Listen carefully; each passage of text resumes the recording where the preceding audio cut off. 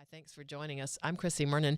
My guests today are Samara Nichols. She is the manager of hospital and community relations for the San Antonio Eye Bank, and she brought along with her Michelle Barentine, whose husband Robert became a cornea and tissue donor upon his untimely death in March of 2010. And March is National Eye Donor Month. So I invited Samara to join us, and she brought along Michelle, and we're going to talk about the gift of sight. I'll start with Samara. Explain what the San Antonio Eye Bank is and does in the community, please. Happy to, and thank you for allowing us here today to celebrate the month and celebrate our donor families and transplant recipients.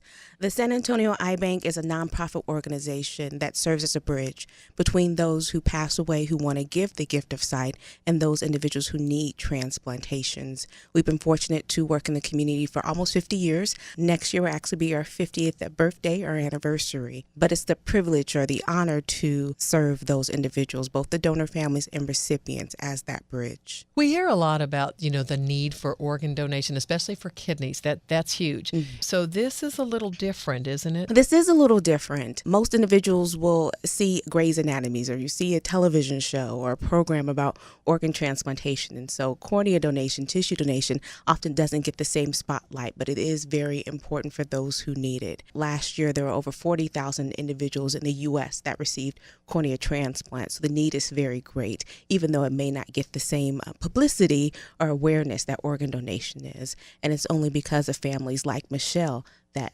transplantation is able to take place, that they say yes during that moment of grief to see through to help others. What is going on with the eyes that a cornea transplant is needed? Several diseases or illnesses can affect individuals' corneas, causing for transplantation to be needed. Diseases like keratoconus, it can cause your cornea, which is bowl-shaped, to bulge out and grow in a mountain shape.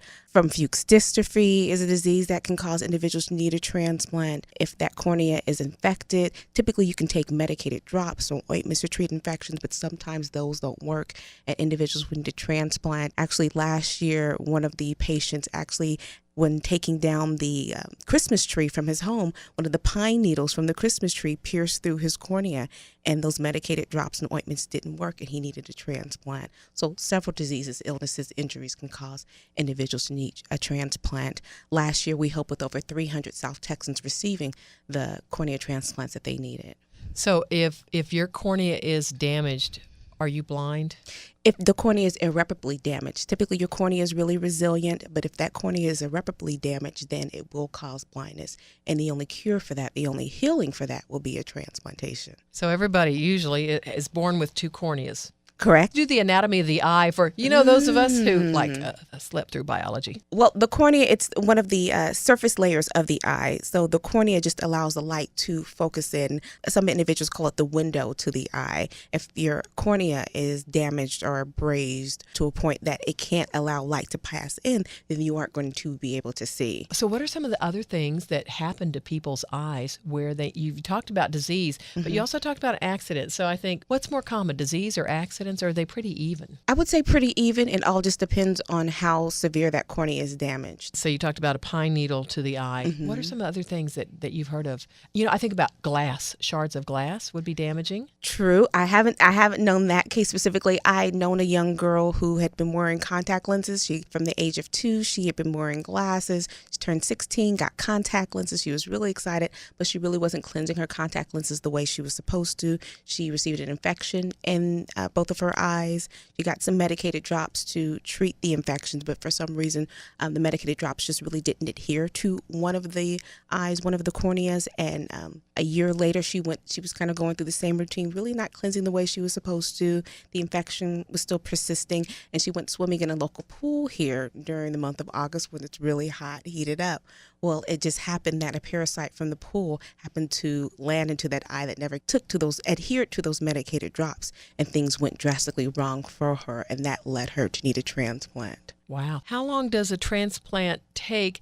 And I guess go through the steps. Actually, this is probably where we introduce Michelle, because Michelle had to make a decision on the sudden death of her husband, Robert. So, Michelle, if you want to talk about your husband and what happened, please. Well, he had a heart attack and died instantly, but we had talked about tissue and organ donation before his death. So we knew that when either one of us passed away, we were okay with donating tissues and organs. And on the way home from the hospital, when my friends picked me up after he was taken there for the emergency services, I got a call from, I didn't know who at the time, but it turned out that the eye bank and the tissue bank were asking for donations, and I, of course, said yes. So what did they explain to you? What did, because, I know when someone dies, and certainly suddenly, you're just in shock, and the world just kind of stops for you, and you've got so much to do, and you can't even think. And then so someone approaches you and says, we'd like to do this. Did you know the full extent of what would be done or not? I did not. I just knew that somebody had called and asked for my permission to use tissue and corneas. And I didn't find out for quite a long time afterwards exactly the extent of his donations. But to be honest, I don't remember any of the specifics of what was discussed because, as you said, I was in shock, and it was as though I was walking through a fog. So I'm not sure what was asked, but I did know that I was asked to donate. I said yes because of our discussions prior to his death. Well, I'll ask Samara, so what is a family, what goes on in a situation like Michelle's? Once an individual passes away, there is an evaluation that takes place that we're going to determine if there will be the possibility to save or enhance lives with organ, tissue, and cornea donation. And that was the case with Bob, that we did receive an alert from the hospital that this individual had passed away. Our transplant coordinator who was on call did an evaluation. And the next step is to contact the legal next of kin if the individual isn't registered on the state donor registry to ask if they would give permission for donation.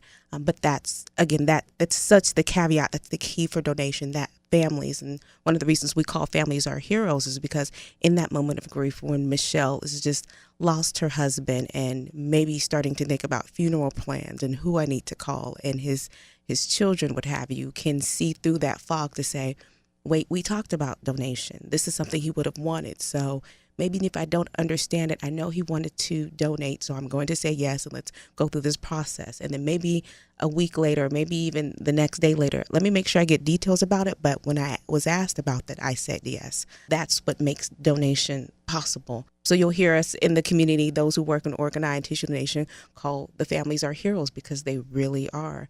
That if you've suffered a loss, as you mentioned, that everything that can go on, whether it's a sudden loss, with a heart attack, or even if it was an individual who was suffering from cancer for years. I know my aunt just passed away from cancer and had been suffering for a while, but it's still that sudden death, even though from knowing the individual suffering. So it's just so courageous to think through, and how many families are doing this is just, it's a testament to mankind for me. It keeps you inspiring when you hear so many negative news stories or negative issues taking place and individuals not being kind to one another, that donation's taking place. So you think about a wonderful final gift to your fellow man, people you don't even know.